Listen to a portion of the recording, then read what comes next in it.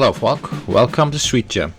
Today I will try to tell you the story of how I said goodbye to my GFX 50R of FUJIFILM and how I said goodbye to it.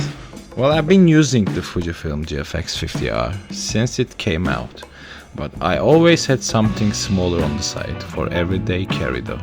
So I can't say I used it extensively, but I used it almost for 5 years.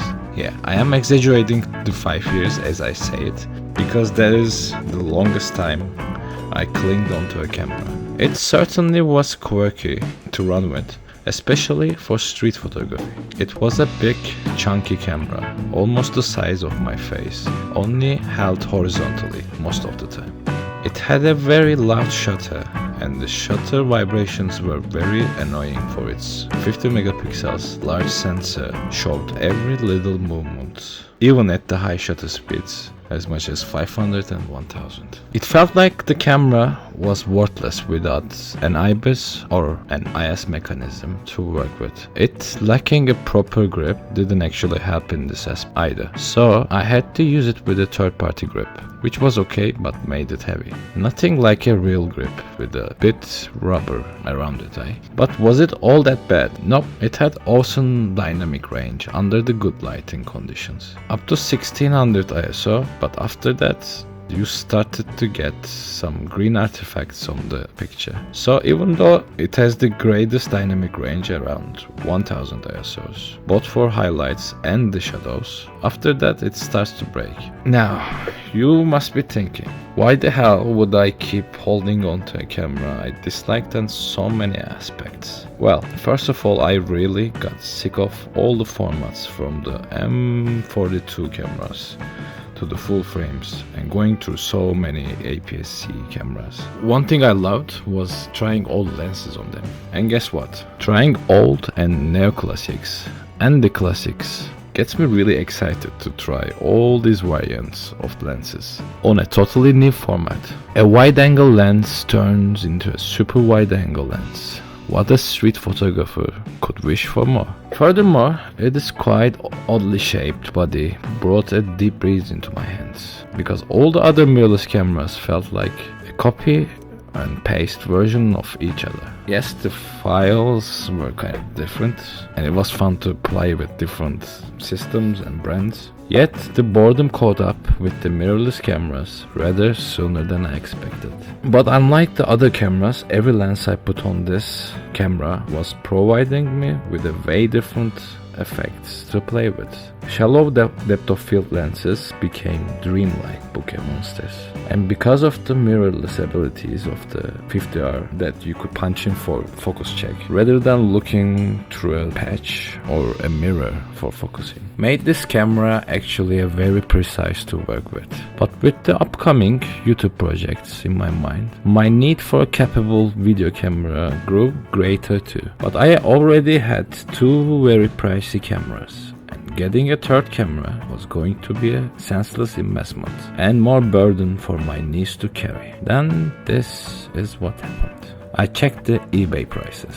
After 5 years of usage, the camera I paid $1,700 for new was now selling for more than $3,000. I mean, $3,000 that is. That is used. So I listed mine for exchange. Within 2 months it was sold. And to my luck, one of the local shops had a FUJIFILM GFX 100S. The camera was a successor to my GFX, and I had a chance to try it once in a FUJIFILM shop for the low light capabilities. I took 3 shots with it, and when I went home and opened the files, yeah, it was it. That was the sensor I wanted, but it was too expensive at the time. Finding the GFX 100S for only a difference of $500 would put my set up in steroids, and I would be able to shoot good video too. Check my Istanbul travel and street photography guide if you would like to see video performance any further than these shots playing here now. I think you already know what I did. I got the GFX 100S basically for $2,300.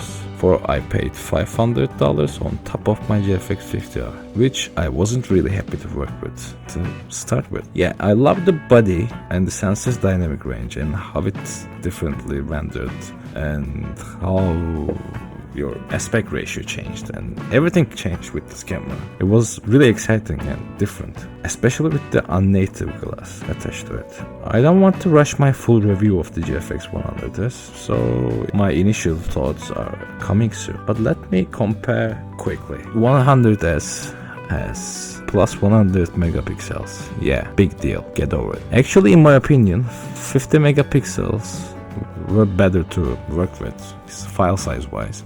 But hear me out. I don't believe this is 100 megapixels in the true pixels meanings. You notice this especially working with the uncompressed RAW files. They deliver a very similar amount of resolution under the good light. But the GFX 50R just becomes useless under the bad light. So you either have to shoot under the good light or use flash to compensate. Before I forget, one thing I felt really down about was that they didn't put the aspect ratio there. So I'm guessing there was some beef between the Hessis and the Fujis, and as a result, Fuji didn't see the hustle worth and stripped down the aspect ratio. Well, these are all guest suggestions. Nothing is certain of what happens behind closed doors. Anyway, back to the comparison. So now we know the GFX 100 is so much better in low light because I put in it through its paces of the low light trials, and it delivers wonderful results up until 10,000 ISOs, which is almost 10 times better than the 50R.